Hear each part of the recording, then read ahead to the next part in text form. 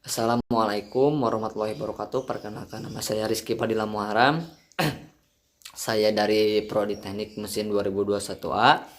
Di sini saya akan menjelaskan kembali mengenai materi-materi yang sudah saya terangkan di minggu-minggu yang lalu.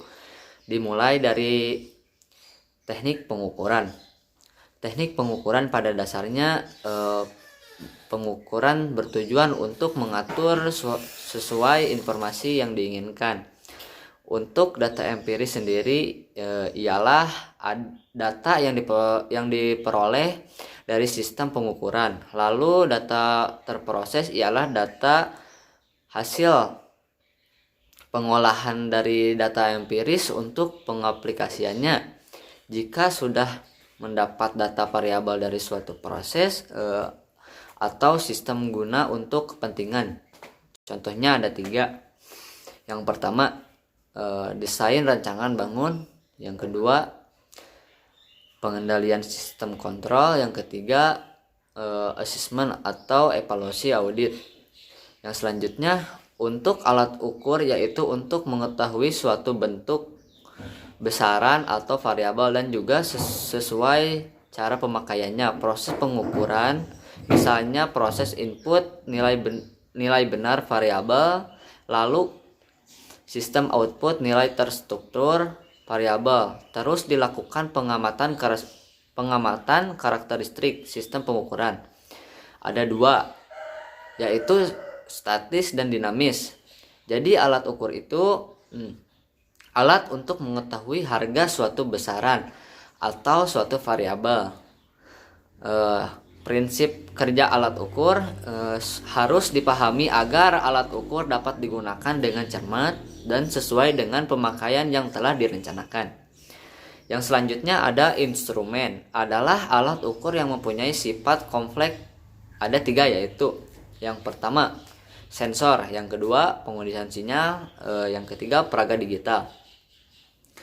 Yang selanjutnya, sensor adalah komponen atau peralatan yang dirancang untuk mendeteksi gejala atau sinyal yang disebabkan oleh perubahan energi seperti energi listrik, energi fisika, energi kimia, energi biologi, atau energi mekanik.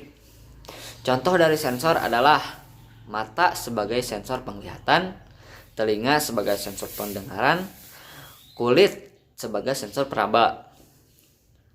Sensor aktif adalah sensor yang memerlukan bantuan sumber energi untuk mengkonversi suatu besaran bukan listrik ke besaran listrik.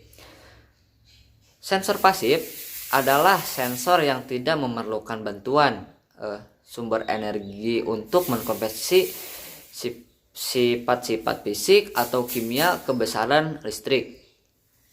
Yang selanjutnya ada klasifikasi sensor, terbagi menjadi 6 bagian. Yang pertama ada sensor akselerometer, yaitu mendeteksi perubahan posisi kecepatan, percepatan, dan kemiringan. Yang kedua, sensor cahaya, sensor yang digunakan untuk mendeteksi jumlah cahaya yang mengenai sensor tersebut. Yang ketiga, sensor suara, sensor analog yang digunakan untuk merasakan tingkatan suara. Yang keempat, sensor tekanan, yaitu sensor yang digunakan untuk mengukur jumlah tekanan yang diterapkan pada sebuah sensor. Yang kelima, sensor suhu, klasifikasi sensor berdasarkan penggunaannya, yaitu komponen dalam elektronika yang berfungsi untuk merespon perubahan suhu atau temperatur di sekitar komponen tersebut. Yang terakhir, yang keenam, sensor ultrasonik, yaitu perangkat yang digunakan untuk mengukur. Yang selanjutnya, berdasarkan penggunaan sensor dibagi menjadi 3 bagian, yaitu yang pertama sensor dermal atau suhu, yang kedua sensor mekanis, yang ketiga sensor optik atau cahaya. Sensor dermal adalah sensor yang digunakan untuk mendeteksi perubahan panas, suhu, temperatur pada suatu dimensi benda padat, cair atau gas. Contohnya seperti termokapel, RTD, dan dermistor. Yang selanjutnya, sensor mekanis adalah sensor yang mendeteksi perubahan gerak mekanis seperti perpindahan atau pergeseran, posisi gerak lurus dan melingkar, tekanan, aliran, level dan sebagainya. Contohnya yaitu potensiometer, load scale, Bourdon tab.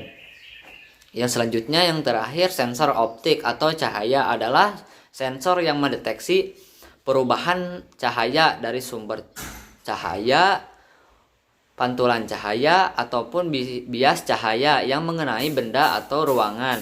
Contohnya yaitu fotodioda, LDR, dan fotovoltaik.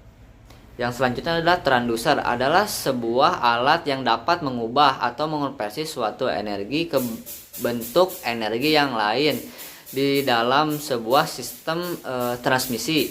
Transmisi energi ini bisa berupa listrik, mekanik, kimia, optik, atau dermal. Nah, perbedaan utama dari sensor dan transducer adalah sensor adalah perangkat fisik yang merasakan kuantitas fisik dan lalu mengubahnya menjadi sinyal yang dapat dibaca oleh pengguna.